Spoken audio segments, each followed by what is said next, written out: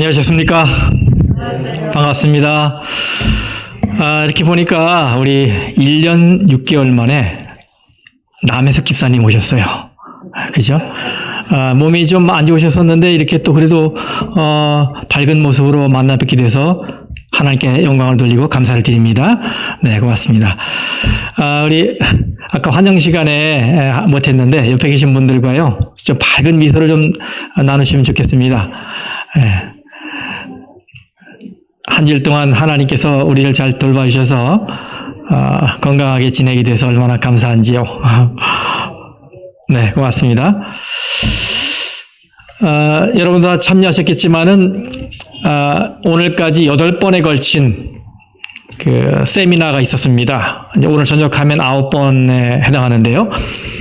저는 그 세미나 말씀을 들으면서 이게 착착착 요약이 되니까 얼마나 좋은지 모르겠어요. 그 말씀을 그냥 흘러가는 게 아니라 그 말씀을 중간중간 딱딱 이렇게 정리해 주시니까요. 머리에 쏙쏙 들어오더라고요. 여러분 어떻게 들으셨습니까? 잘 들으셨죠? 네. 기별이 얼마나 분명합니까? 그쵸? 이건 뭐 다시 보기도 가능하니까 혹시 못 들으신 분이 계셨다면 앞으로 그 계속 말씀을 틈날 때마다 들으시면 참 좋겠다고 생각합니다. 우리 그 재림 기별을 확신 있게 이렇게 믿게 되고 또 그 말씀으로 무장할 수 있는 좋은 기회가 아닌가 생각이 돼요. 오늘 저녁 마지막인데 여러분 꼭 참여하셔서 말씀으로 큰 은혜 받으시기를 바라겠습니다. 자, 오늘은 하나님의 능력을 제한하지만 않는다면 이런 제목으로 함께 은혜를 나누도록 하겠습니다. 제가 꽤 여러 해 전에 미주 시조사의 소개로 올림픽가에 있는 한 기독교 서점으로 필사 성경을 사러 간 적이 있었습니다. 그곳에 가기 전날 밤에 확인을 위해 제가 먼저 전화를 걸었어요. 여보세요? 필사 성경 있나요? 예, 있습니다. 가격이 얼마 하나요? 130불 정도 합니다. 네. 제가 시조서 소개로 내일 한 권을 사러 가려는데 디스카운트 해주실 수 있는지요? 시조서 소개로 한 권을 사시겠다고요? 그럼요. 내일 오셔서 카운트에서 시조서 소개로 왔다고 얘기해 주세요. 그러면 100불에 텍스를 붙인 값에 드릴게요. 네, 감사합니다. 그럼 내일 뵙겠습니다. 그리고 이제 그 다음날 제가 그 서점으로 갔어요. 그곳에서 제가 원하는 필사 성경을 한 권을 찾아 들고는 계산대로 가서 말했습니다. 저 어제 전화한 사람입니다. 시조사 소개로 이 성경을 사러 왔습니다. 근데 그 직원이 별 반응이 없어요. 그리고 계산기를 두드리면서 중얼거리는데 이런 내용이었어요. 자, 115불에 텍스니까 이렇게 두드리는 거예요. 그래서 저는 제 생각에 전화상으로는 분명 100불에 텍스를 붙인다고 했는데 115불에 텍스 이렇게 얘기하는 거 보니까 이 사람이 약속한 거랑 틀리네 이런 생각이 들었어요. 그래서 제가 바로 얘기했습니다. 선생님, 혹시 제가 어제 시조서 소개로 성경을 사러 가겠다고 전화드렸을 때 어느 분이 받으셨는지 아시나요? 그랬더니 모르겠는데요? 그러면서 그곳에는 직원들에게 어제 누구 전화 받은 분 있어요? 큰 소리 하는데 아무도 대답을 안 하는 거예요. 그래서 저는 하도 이상해서 분명히 제가 어제 전화할 때 전화 받으신 남자분이 있는데요 하니까 여긴 여러 사람이 전화를 받기 때문에 어느 분이 받았는지 모릅니다. 대답하더라고요. 그 이야기를 들으니까 갑자기 손해를 본 것 같은 느낌이 들었어요. 그래서 저는 전화로는 100불 플러스 텍스로 할인해 주신다고 했는데요 라고 말하려고 잔뜩 벼르고 있었어요. 그런데 그 직원이 옆에 다가오는 한 분에게 장로님, 이분이 시조사 소개로 왔다는데요? 하니까 그분이 다가오면서 그럼 할인해 드려야지요. 그러면서 그분의 계산기를 뺏어서 두들기 시작합니다. 그래서 저는 속으로 이참에 다시 이분에게 100불 플러스 텍스 해준다고 했습니다 라고 얘기할까 하고 기회를 엿보고 있었어요. 근데 그분이 계산을 다 끝내더니 87불 50점만 받겠습니다 이러는 거예요. 제가 그분의 생각을 100불 플러스 텍스로 제한했더라면 영락없이 그걸 냈을 텐데 참고 있었더니 130불에서 87불로 떨어져 갖고 43불이나 절약을 하게 됐더라고요. 그래서 저는 혹시 이분이 딴 말 할까 봐 얼른 계산하고 나왔어요. 저는 이것이 우리의 신앙생활에 적용될 수 있다고 생각이 됩니다. 우리는 자주 하나님을 박스에 집어넣는 실수를 범해요. 내가 만든 박스에 하나님을 묶어두면서 하나님의 능력을 제한하는 거예요. 그런데 저의 그 경험은 하나님이 나에게 주실 복을 내 스스로 제한해 버리면 내가 선을 그어놓은 그 정도밖에 복을 누리지 못하겠지만 그냥 하나님께 다 맡기고 단순한 믿음으로 하나님께 기도를 올리면 내가 생각하지 못한, 내가 상상하지 못한 엄청난 축복을 받을 수 있겠다는 깨달음을 가지게 했습니다. 수많은 이스라엘 백성들이 고기를 원했습니다. 그들은 메마른 사막을 걷다가 마실 물이 없고 양식이 없을 때 바위 위에서 쏟아지는 물을 경험했고 하늘에서 내려온 만나를 먹는 기적 중의 기적을 경험했어요. 근데 이제는 그것들에 질려 죽겠다며 애굽이 그립습니다. 고기가 먹고 싶습니다. 이렇게 울고불고 난리를 피우는 것입니다. 민수기 11장에 나오는 이야기입니다. 그런데 지도자인 모세도 그 아우성에 마음이 흔들려서 화를 내고 짜증을 내는 거예요. 그는 아예 노골적으로 하나님께 하나님 내가 이 백성을 낳았습니까? 이러면서 따졌어요. 도대체 내가 어디서 어떻게 고기를 구해서 이 사람들을 먹이겠습니까? 하면서 하나님께 하소연했습니다. 근데 하나님이 내가 고기를 주겠다 이렇게 말씀하셨어요. 그런데도 그는 하나님을 의심하며 흔들렸어요. 하나님, 이 많은 사람에게 고기를 먹이려면 바다의 모든 고기를 다 모은다 해도 양떼와 소떼를 다 잡는다 해도 과연 그것이 족하겠습니까? 그는 의심 반 불평 반 하며 투덜거렸어요. 이때 하나님이 이렇게 말씀하셨습니다. 민수기 11장 23절에 여호와께서 모세에게 이르시되 여호와의 손이 짧으냐? 네가 이제 내 말이 네게 응하는 여부를 보리라. 하나님의 손이 짧아졌느냐? 여러분, 하나님은 아무것도 없는 곳에서 우주 만물을 창조하신 분입니다. 하나님은 홍해를 가르셔서 이스라엘 백성들로 마른 땅을 걷게 하신 분입니다. 그런데 갑작스럽게 하나님의 손이 짧아지기라도 한 것입니까? 하나님 말씀하시죠. 이제 내 말이 어떻게 이루어지는지 네가 똑똑히 보리라. 이때 이렇게 하나님의 능력을 불신했던 모세가 훗날 우주를 창조하신 전능하신 하나님의 손이 자기를 꽉 붙들고 계시다는 사실을 마음으로 느끼면서 죽기 전에 마지막 유언을 할 때 이런 믿음을 표현합니다. 신명기 33장 3절. 여호와께서 백성을 사랑하시나니 모든 성도가 어디에 있다고요? 그의 수중에 있으며. 여러분, 우리 모두는 하나님의 손 안에 있어요. 하나님은 이 땅의 모든 사랑하는 자녀를 가슴에 담고 돌보기에 넉넉한 손을 가지고 계십니다. 그래서 짧은 것은 하나님의 손이 아니고 우리의 생각입니다. 우리가 의심과 불신으로 하나님의 능력을 제한하는 게 이게 문제지요. 그렇죠? 기도를 해놓고도 뭡니까? 과연 이게 이루어질까? 내가 해도 너무한 기도가 아닌가? 이렇게 생각되는 경험도 있잖아요. 그렇죠? 내가 스스로 제한해버리는 거예요. 여러분, 하나님의 손은 강하신 손입니다. 그것은 하나님을 의지하는 자들에게 절대로 약해지지 않은 전능하신 손이에요. 하나님은 오늘도 우리에게 질문하십니다. 하나님의 손이 짧아졌느냐?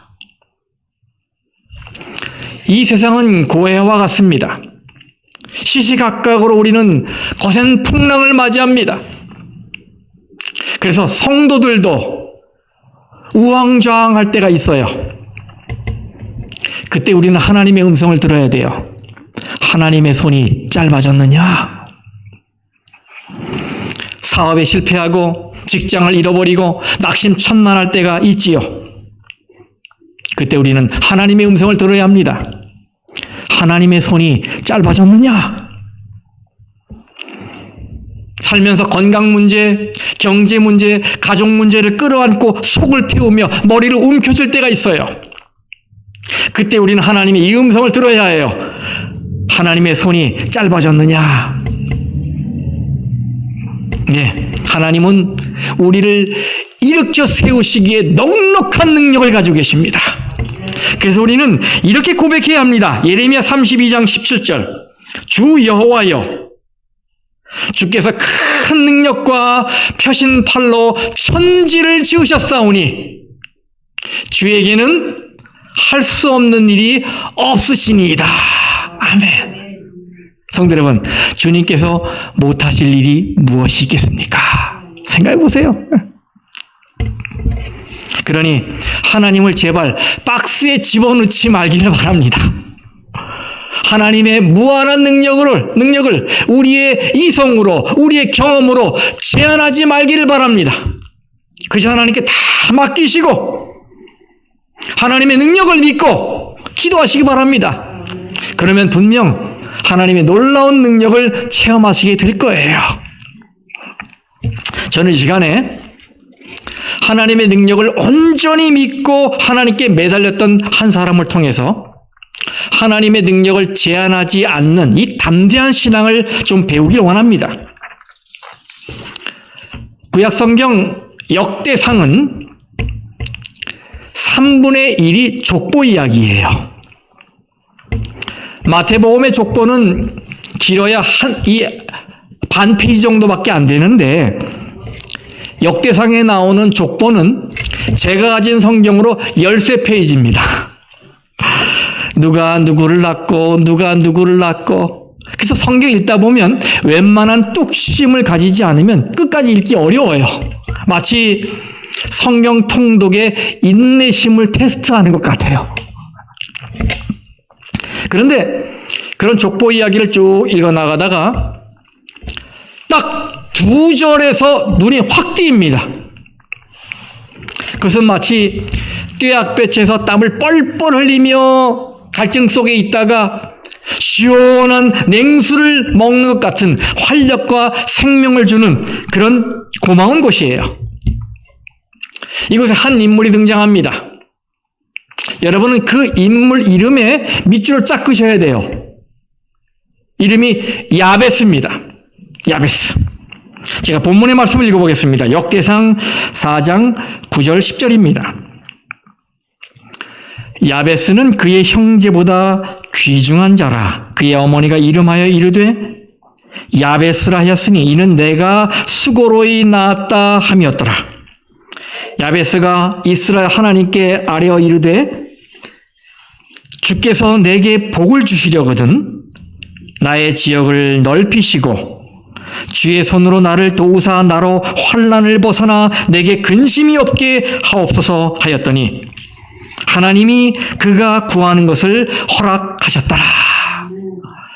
여러분, 야베스는 왕족인 유다 지파에 속한 사람입니다. 그런데 그의 가문은 별 볼 일 없었던 것 같아요. 그래서 그는 그 전장인 역대상 3장에 나오는 왕족의 족보에도 들어있지는 않습니다. 더구나 야베스는 출생이 어두운 사람이었어요. 여러분, 보통 가정에서 아기가 태어나면 그의 이름을 짓는 게 큰 관심사지요. 그렇죠? 제가 태어날 때도 저의 부모님이 이름 때문에 많은 고민을 하다가 결국 춘수라는 이름을 택하시게 됐어요. 제가 지난 2016년 한국 시인협회가 발표한 시인들이 가장 애송하는 시 2위가 윤동주의 서시고 1위가 김춘수의 꽃이에요. 김춘수 시인은 저와 본관이 같아요. 그리고 학렬도 물가수로 같습니다. 다만 그분은 보시는 대로 봄춘자를 써서 봄춘자 물가수인데 저는 동백나무 혹은 참종나무 춘자를 쓰고 물가수예요. 그래서 저의 이름의 뜻은 물가에 심은 나무입니다. 시편 1장에 복 있는 사람에 대해서 얘기할 때 냇가에 심은 나무와 같다고 말하잖아요. 그래서 누가 저에게 춘수야 그러면 저는 기분이 좋아요. 왜냐하면 복스러운 사람아, the blessed, 복받은 사람아 이렇게 들리기 때문입니다. 그런데 야베스는 태어날 때 무슨 문제가 있었나 봐요. 야베스란 이름의 뜻은 고통을 주는, 슬픔에 잠긴 이런 뜻이에요. 여러분, 이 세상에 예쁜 뜻을 가진 이름이 얼마나 많습니까? 그런데 왜 하필 이 부모는 그의 이름을 이렇게 어둡게 지었을까요? 내가 네 낳을 때 아주 수고를 너무나 했다. 고통을 겪었다. 너는 고통을 야기한 사람이야. 왜 이런 이름을 지었을까요?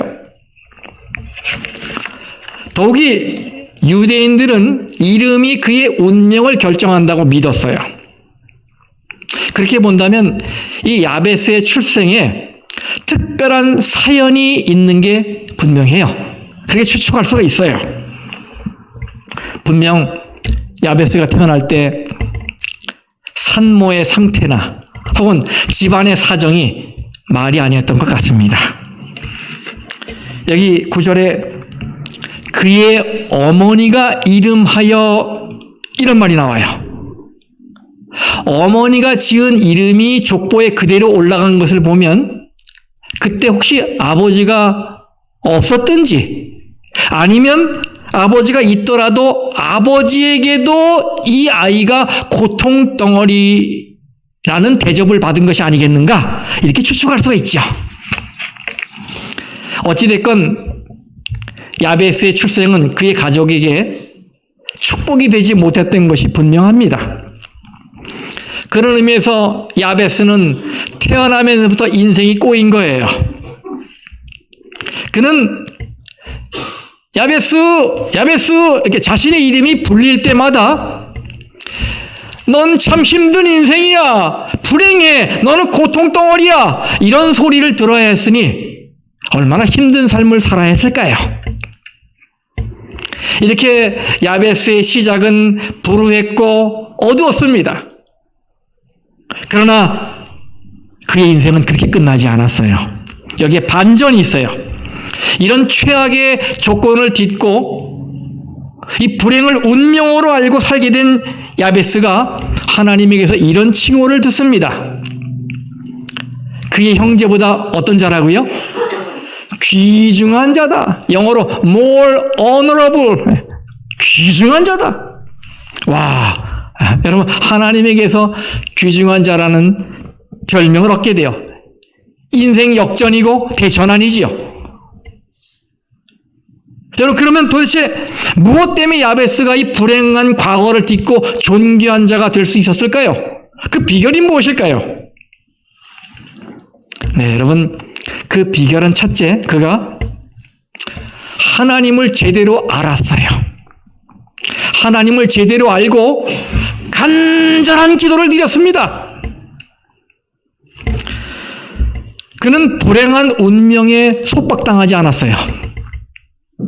열등감에 짓눌려서 한탄하지 않았어요.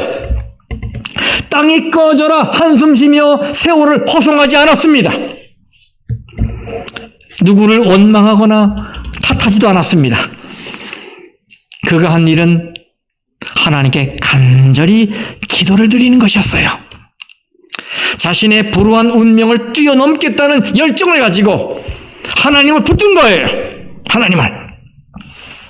10절에 야베스가 이스라엘 하나님께 아뢰어 이르되, 여기 아뢰다라는 말은 히브리어로 카라라고 하는데요. 이것은 부르짖다는 말입니다. 영어 성경에는 cried out 이렇게 번역을 해놨어요.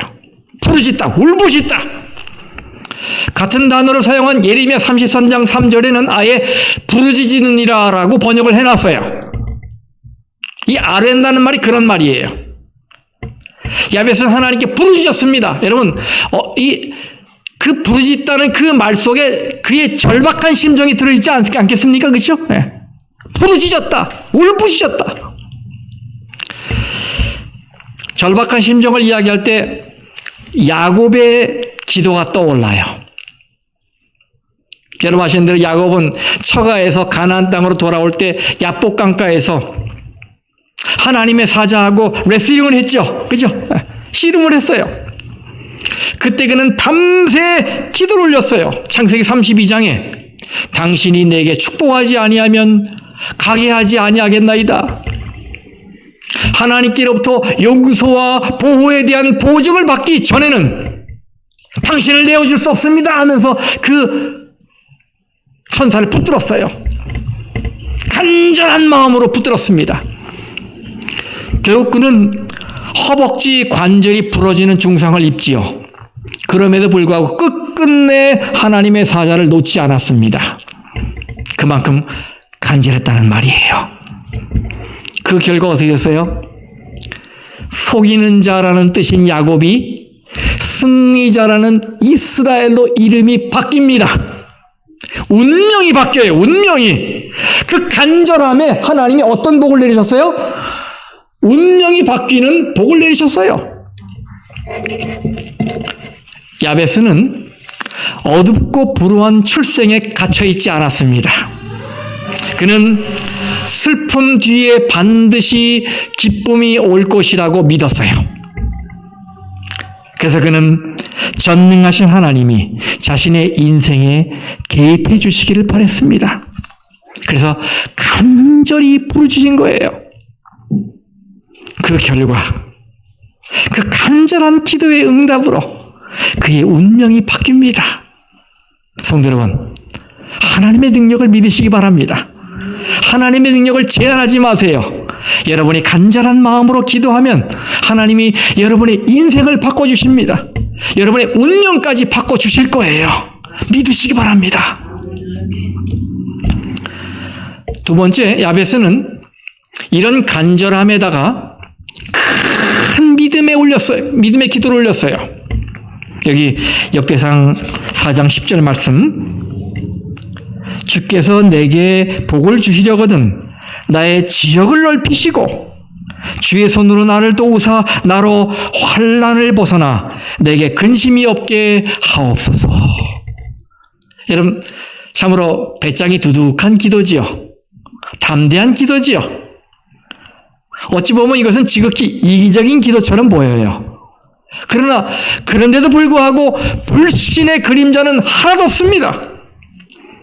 하나님이 복의 근원이심을 믿지 않았다면 이런 기도를 드릴 수 없었을 거예요. 야베스가 하나님께 구한 축복은 보통 사람들이 구하는 축복을 뛰어넘습니다. 아주 큰 기도예요. 대부분 어떤 기도를 합니까? 복을 내려 주십시오. 이렇게 기도하잖아요. 근데 야베스의 기도는 한마디로 복을 더해 주십시오. 이런 기도예요. 보통 돈이 많고 넓은 집에 살면 골치 아픈 근심거리가 늘어나기 마련인데 야베스는 하나님 복을 풍성하게 주시려거든 골치 아픈 일이나 근심하는 일이 없는 그런 복을 더해 주십시오라고 기도하는 거예요. 참으로 담대한 기도입니다. 그런데 더 놀라운 것은 그 다음 말씀이에요. 그런 기도를 했는데 어떻게 했어요? 하나님이 그가 구하는 것을 허락하셨더라. 여러분, 우리가 야고보서에 있는 말씀을 아시죠? 야고보서 4장 3절에는 구하여도 받지 못함은 정욕으로 쓰려고 잘못 구했기 때문이다 라고 말했어요. 그런데 야베스는 응답을 받았어요. 무슨 얘기입니까? 야베스의 기도는 자신만을 위한 이기적인 기도가 아니라 그 복을 다른 사람과 나누기 위해 이타적인 기도를 했다는 것이 증명이 되는 거예요. 응답이 됐으니까. 그렇죠? 그리고 그런 큰 기도를 응답하신 것을 보면 하나님은 우리가 무엇이든지 제대로 구하기만 하면 복에 복을 부어주실 준비가 되어 있다는 것을 알게 돼요. 그렇죠? 그렇습니다. 우리가 불신과 의심으로 하나님의 능력을 제한하지만 않는다면 우리는 우리의 기대와 생각을 뛰어넘는 엄청난 축복과 은혜를 마주하게 될 것입니다. 하나님의 능력에 대해서 이런 믿음을 가지고 있어야 돼요. 그래서 성도 여러분, 시편 81장 10절 말씀을 보세요. 나는 너를 애굽 땅에서 인도하여 낸 여호와 네 하나님이니. 그 다음에 어떻게 하라고요? 내 입을 크게 열라 내가 채우리라. 작게 열면 작게 채워집니다. 근데 크게 열면 크게 채워지는 거예요. 네. 이것이 성경의 사상입니다. 믿음대로 되는 것입니다. 내 입을 크게 열라 내가 채우리라. 그래서 성도 여러분, 부디 큰 뜻을 품고 믿음으로 크게 기도하며 큰 기도를 올리시길 바랍니다. 하나님, 저의 삶의 영역이 2배나 넓어지게 해주십시오. 하나님, 이 로즈미드 교회가 LA뿐만 아니라 미국 전역에 긍정적인 영향을 줄 수 있는 부흥하는 교회, 성장하는 교회가 해주십시오. 큰 뜻을 갖고 기도하시기 바랍니다. 여기 생애의 빛 144, 145쪽에 이런 말씀을 주셨어요. 무한한 사랑이신 하나님의 마음은 사람들이 구하거나 생각할 수 있는 그 이상을 주시고자 준비되어 있다. 그러나 사람들은 너무나 적게 기도하고 너무나 적은 믿음을 가지고 있다. 여러분, 우리가 생각하는 것, 우리가 상상하는 것, 그 이상을 주려고 하나님이 준비하고 계시는데 뭐예요? 그릇이 부족한 거예요. 그릇이. 생각으로 하나님의 능력을 제한해 놓기 때문에 더 이상 부어주실 수가 없는 거예요. 우리가 평소에 하나님을 얼마나 제한하고 있습니까? 자기가 기도하고도 믿지 못하니 말입니다. 이건 안 될 거야. 이게 어떻게 가능하겠어? 이건 불가능해. 이렇게 우리는 수도 없이 하나님을 작은 박스 속에 가둬놓지 않고 있습니까? 예. 근데 하나님은 우리가 구하거나 생각하는 것 그 이상을 주려고 기다리신다고 했어요. 그래서 성도 여러분, 오늘부터 여러분의 믿음을 점검하시고 큰 기도를 올리시길 바랍니다. 여기 한 사람이 뇌망염을 앓아서 이 손이 뒤틀리고 쩔뚝거리고 말을 더듬게 되었어요. 그는 자신의 이런 모습을 비관해서 한때는 생을 포기할 생각까지 했습니다. 그래서 어느 날 길가에서 받은 전도지를 읽고서 생각이 바뀌었어요. 그는 전도지 말씀을 통해 깊은 깨달음을 받게 되었고, 그래서 예수님을 구주로 영접하게 됐습니다. 그리고 자기 같은 사람도 존귀한 인생으로 살 수 있다는 확신과 희망을 품게 되었어요. 그래서 그는 그때부터 큰 기도, 담대한 기도를 드리기 시작했습니다. 내가 비록 불구의 몸이지만 나도 직장을 가질 수 있다. 하나님이 나 같은 사람도 사용하실 것이다. 분명 나는 어느 정상인보다도 더 큰 일을 할 수 있다. 하나님이 그렇게 해주실 것이다. 이렇게 믿음을 가지고 기도를 했어요. 그리고는 신문을 펼쳐보다가 서적 외판원을 찾는 광고를 보게 됐습니다. 그래서 용기를 내서 세일즈맨이 되겠다고 이제 면접을 보러 간 겁니다. 그런데 면접관이 인터뷰를 하는데 보니까 말을 더듬으니까 이거 안 되겠는 거예요. 그래서 고개를 절레절레 흔들면서 아유, 외판원은요 말을 술술 잘해야 하는데 말을 더듬으시기 때문에 안 되겠습니다. 우리 회사에서는 채용이 어렵습니다. 이렇게 얘기했어요. 하지만 이 사람은 포기하지 않고 마음으로 기도하면서 계속해서 채용해달라고 붙들었어요. 면접관님, 할 수 있습니다. 근데 이분이 너무 열정적으로 간절하게 붙드니까 이 면접관이 감탄을 해서 3개월간 임시 채용하기로 했어요. 그리고 그 결과를 보고 나중에 결정하기로 했어요. 당연히 기대를 안 했죠. 그런데 놀라운 일이 벌어졌어요. 그가 3개월간 임시로 일하는 동안 회사 역사상 가장 많은 책을 판 거예요. 회사가 발칵 뒤집혔습니다. 모든 직원이 놀라움에 수건거렸어요. 아니, 어떻게 말을 더듬는데 이런 실적을 올릴 수가 있나? 그래서 면접관이 그를 사무실로 다시 불러서 아니, 도대체 어떻게 된 겁니까? 어떻게 이렇게 높은 실적을 올릴 수가 있었습니까? 그랬더니 그가 자기가 집들을 방문할 때마다 이렇게 말했다고 합니다. 안녕 하십니까? 이 책을 사시겠습니까? 아니면 제가 이 책을 지금 다다다다다다 읽어 드릴까요? 그때 사람들이 이 책을 다 사더라는 거예요. 하나님이 그의 기도를 응답하신 거예요. 여러분, 하나님의 스케일이 얼마나 크십니까? 우리가 너무 적응이 돼서, 그렇죠? 늘 그러니까 하나님이 얼마나 큰 분인 줄 자주 잊어버려요. 그렇죠? 하나님이 어떤 분이세요?